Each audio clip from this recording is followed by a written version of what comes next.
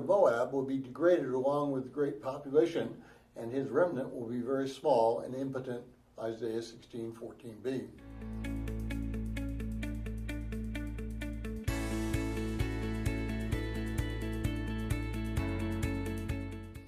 Well, if you're joining us in reading through this 90-day reading plan, today's reading is Isaiah 15 and 16, and I encourage you to read that passage. Well, I was listening to a Christian radio program the other day, and they were discussing two hypothetical problems that were found in the church. The first was a pastor who was questioning why his two oldest sons had decided that a relationship with Christ was not very important, and how he could keep his younger son from falling into the same trap. Well, the second was a woman who was worried that her child was going to ignore Christianity, not ignore Christianity, but rather he was going to change his allegiance to a different baseball team when he left for college. We certainly have become small and impotent. We as Christians as a whole have failed our next generation.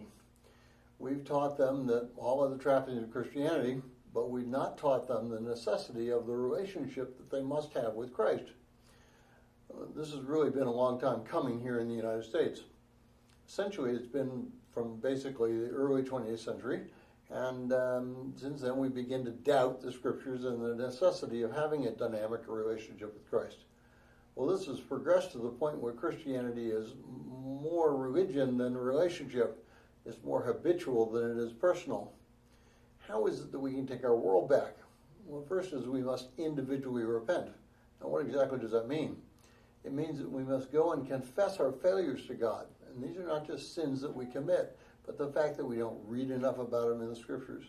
We don't pray to him as much as we should. We don't ingest him into our lives so that we might look more like him. We pretty much do our own thing and expect him to accept that as our worship.